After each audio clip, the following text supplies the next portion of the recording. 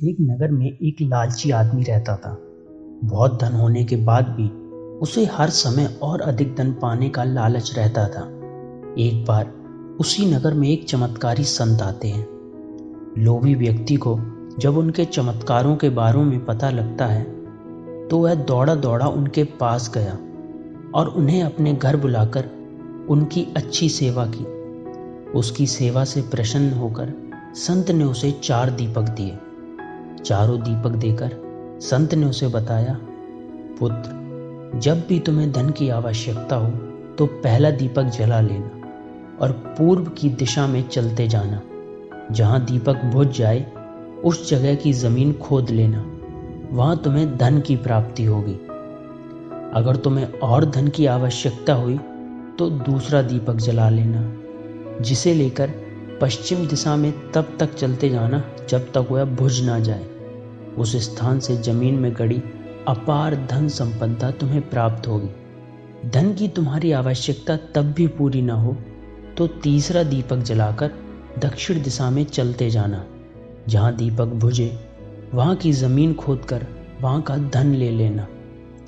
अंत में तुम्हारे पास एक दीपक और एक दिशा शेष रहेगी, लेकिन तुम्हें ना उस दीपक को जलाना है ना ही उस दिशा में जाना है।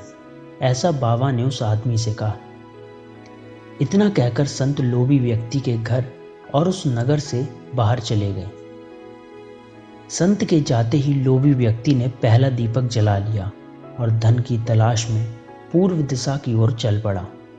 एक जंगल में दीपक बुझ गया। वहां की खुदाई करने पर उसे एक कलश प्राप्त हुआ।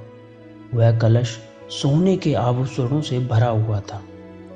लोभी व्यक्ति ने सोचा कि पहले दूसरी दिशाओं का धन प्राप्त कर लेता हूँ, फिर यहाँ का धन ले जाऊंगा।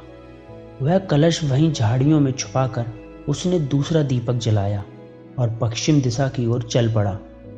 एक सुनसान स्थान में दूसरा दीपक बुझ गया। लोभी व्यक्ति ने वहाँ की जमीन खोदी। उसे वहाँ एक संदूक मिला जो सोने के सिक्कों से भरा हुआ था। लोभी व्यक्ति ने वह संदूक उसी गड्ढे में गाड़ दिया और बाद में ले जाने के लिए वही छोड़ दिया। अब उसने तीसरा दीपक जलाया और दक्षिण दिशा की ओर बढ़ गया। वह दीपक एक पेड़ के नीचे बुझा। वहां जमीन के नीचे लोभी व्यक्ति को एक घड़ा मिला जिसमें हीरे मोती भरे हुए थे। इतना धन प्राप्त कर लोभी व्यक्ति बहुत प्रसन्न हो गया, किंतु उसका लोभ और बढ़ गया। वह अंतिम दीपक जलाकर उत्तर दिशा में जाने का विचार करने लगा, जिसके लिए उसे संत ने सख्त मना किया था। किंतु लोभ में अंधे हो चुके व्यक्ति ने सोचा कि अवश्य उस स्थान पर इन स्थानों से भी अधिक धन छुपा होगा जो संत स्वयं रखना चाहता होगा। मुझे तुरंत वहां जाकर उससे पहले उस धन को अपने कब्जे में ले लेना चाहिए। उसके बाद सारा जीवन मैं ऐश व आराम से बिताऊंगा।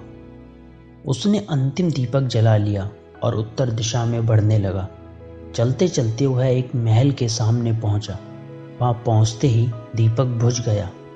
दीपक बुझने के बाद लोभी व्यक्ति ने महल का द्वार खोल दिया और महल के भीतर प्रवेश कर महल के कक्षों में धन की तलाश करने लगा। कुछ आगे जाने पर उसे चक्की चलने की आवाज सुनाई पड़ी।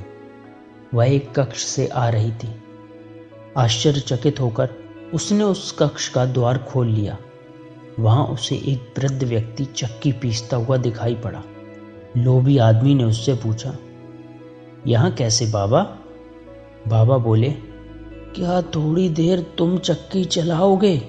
मैं जरा सांस ले लूं, फिर तुम्हें पूरी बात बताता हूं कि मैं यहाँ कैसे पहुंचा और मुझे यहाँ क्या क्या मिला। लोभी व्यक्ति ने सोचा कि वृद्ध व्यक्ति से यह जानकारी प्राप्त हो जाएगी कि इस महल में धन कहाँ कहाँ छुपा है, और उसकी बात मानकर वह चक्की को चलाने लगा। इस पर वह बूढ़ा व्यक्ति जोर जोर से हंसने लगा। उसे हंसता देख लोभी व्यक्ति ने पूछा, ऐसे क्यों हंस रहे हो? बूढ़ा आदमी बोला, अरे अरे, चक्की बंद मत करना। अब से यह महल तेरा है, इस पर अब तेरा अधिकार है और साथ ही इस चक्की पर भी।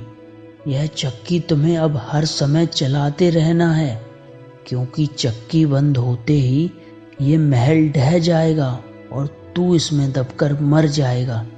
संत की बात ना मानकर मैं भी लोभवश में आखिरी दीपक जलाकर इस महल में पहुंच गया था। तब से यहाँ चक्की चला रहा हूँ। मेरी पूरी जवानी चक्की चलाते चलाते निकल गई। और इतना कहकर वृद्ध व्यक्ति वहां से जाने लगा। लोभी व्यक्ति पीछे से चिल्लाया, अरे जाते जाते बता तो जाओ कि चक्की से छुटकारा कैसे मिलेगा। बूढ़ा व्यक्ति बोला, जब तक मेरे और तुम्हारे जैसा कोई व्यक्ति लोभ में अंधा होकर यहाँ नहीं आएगा, तुम्हें इस चक्की से छुटकारा नहीं मिलेगा।